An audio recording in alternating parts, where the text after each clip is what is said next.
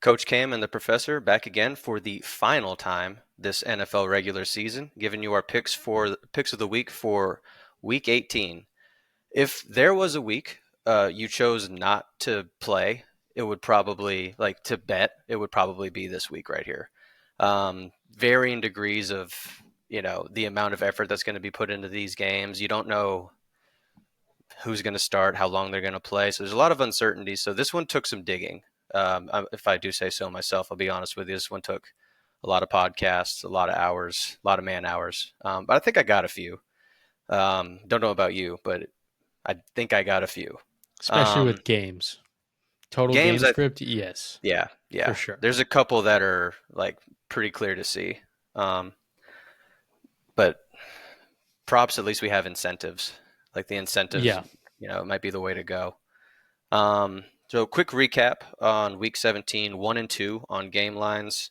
The Giants under 16.5 was shockingly wrong. They dropped the most amount of points that they have dropped this year against the Colts, they might actually be like, in spite of their record, the biggest dumpster fire in the league at this point with the locker room animosity they got going on. They're a Richardson mess didn't over there. play. Yeah, It's, I don't know how much that affected the defense, but apparently it had an impact. yeah. Um, Panthers over 19.5 also was a dud.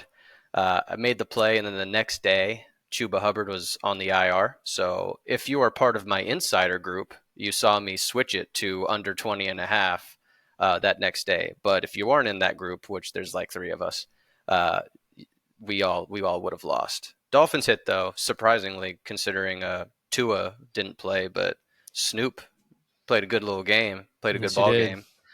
Dolphins minus 6.5 hit. Props 3-0, clean sweep on props.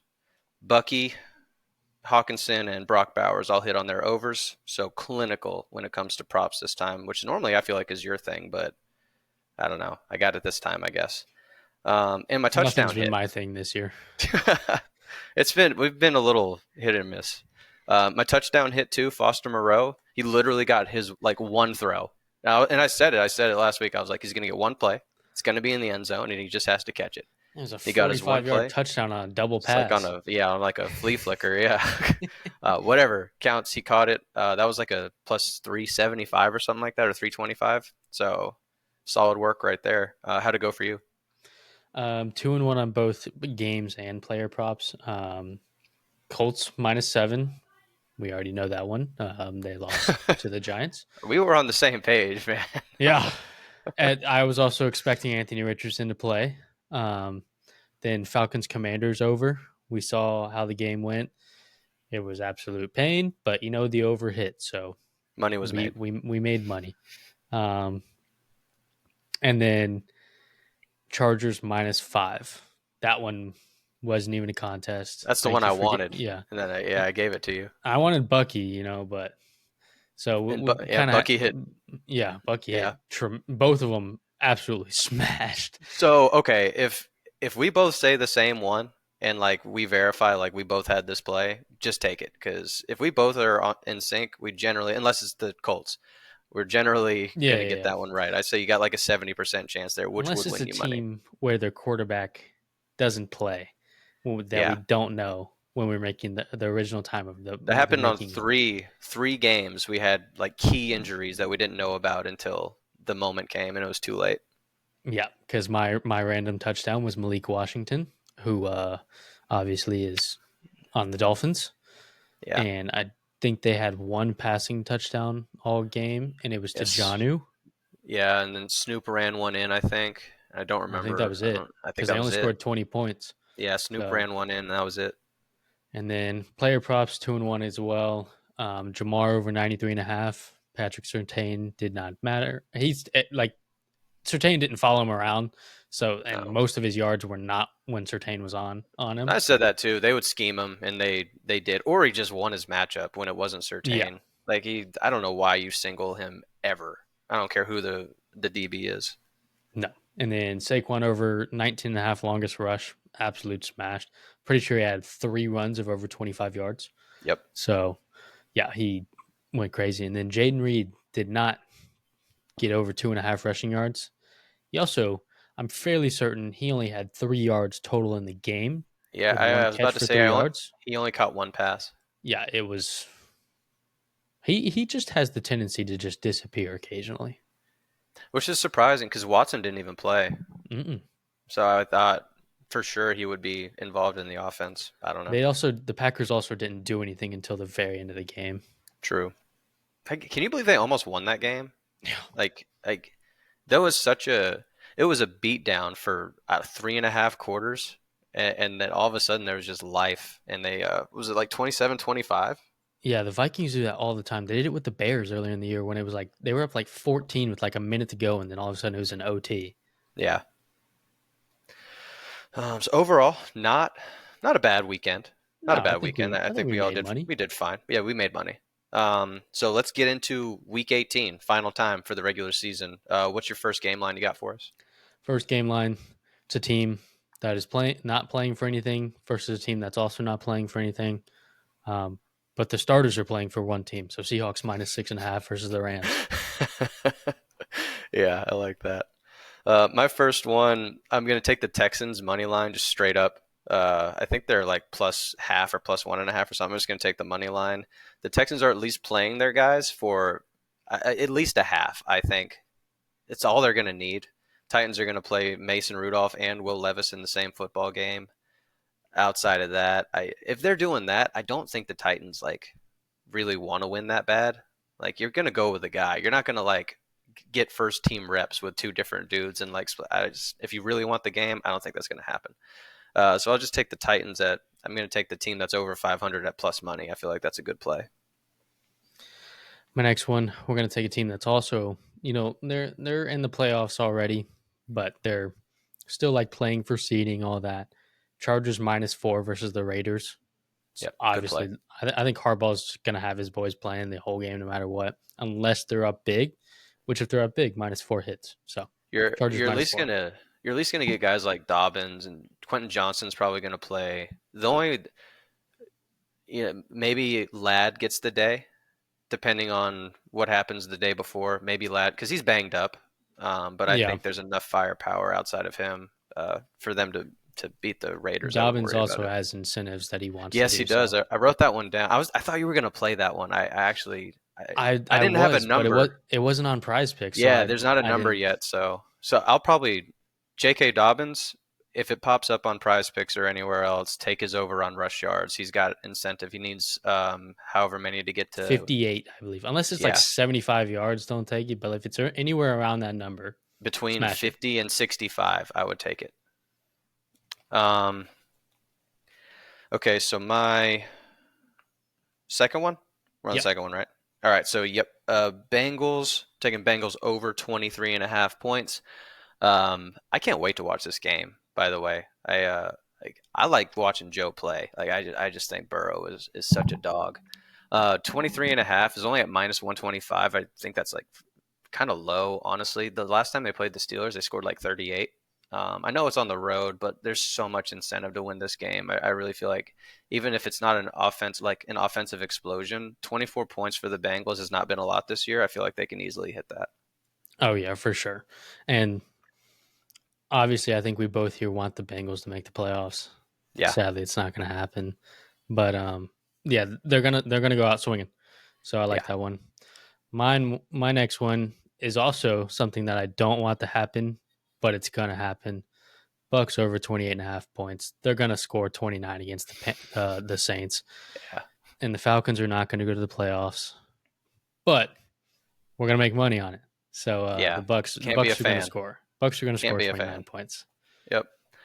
Yeah, I fully agree. My last one, I'm going to go Broncos over 23.5. This is another game where they need a win to get in. Chiefs are playing their, or it's for, oh yeah, it's a win to get in the playoffs, right? For the Broncos. Yeah, they got to win Yep. this one. Chiefs are playing their backups. I didn't like the spread. It was like 10.5. I don't know. Andy Reid finds a way to make games close, like one way or the other. I don't care if he's got Carson Wentz going or not. But I don't think the Chiefs stop the Broncos from scoring. So I'm going to take the Broncos over 23.5. I think that's a pretty safe selection, considering you're going to get most of the Chiefs' backups on the defensive end, and Nix has been playing well. Yeah. Moving on to player props. What do you got first? I'm going to go to who arguably could have been the best rookie receiver of the year. You can take him or Neighbors, either one. Brian Thomas Jr., over 78.5 receiving yards. He's leading the league in receiving yards for a rookie right now. He obviously wants to keep that. So I think he's going to have another big game. And also, I want to say when he last played the Colts, he went for over 120. So over 78.5. I love that. My first one, I'm going to go Joe Burrow. His number's high, 288 and a half. I think he might throw for 400 yards in this game. Chase Brown's doubtful. He had that injury late in the last game. I don't think he's going to play. Not a sure thing, but if he is, he'd be severely limited. So I think it's all going to rely on Joe's arm anyways. He might throw for 400 with 4 touchdowns if they want to win this game. So Joe Burrow over 288 and a half. Speaking of incentives, though, Cortland Sutton over 79.5. He needs 83 yards for, I believe, a 500K bonus. That'll I would play. want 500K. Yeah, that'll play. So, yeah, we're going to take his over line at 79.5. So it's even under his line. So, um, unlike the Mike Evans line, which is about 15 yards more than his incentive bonus. I wanted to So, do that one too me until too. I saw So the that line. 98.5 is crazy. It's crazy. Um, I think he still might do it, but he it's a might, yeah. little too rich for my blood, as they would say. My second one, I'm going to go Bo Nix over 220 and a half. I think that's a fairly low line considering it's a must win for them. And I don't think it's going to be that much of a blowout. Like, I think he's going to have to continue to throw the ball. They don't run the ball well anyways. They'll probably try, but they're not very good at it. So I think it's going to be a lot of Bo Nix. And 220 and a half isn't necessarily a fantastic day throwing the ball, but he does that. That'll be enough for them to win. So I'm going to go Nix over 220 and a half. My next one, another incentive. He needs 50 rushing yards and a rushing touchdown for, I believe, 2 500K bonuses. So he can get either one. But I'm going to go with the rushing yards. Kyler Murray over 32.5 rushing yards.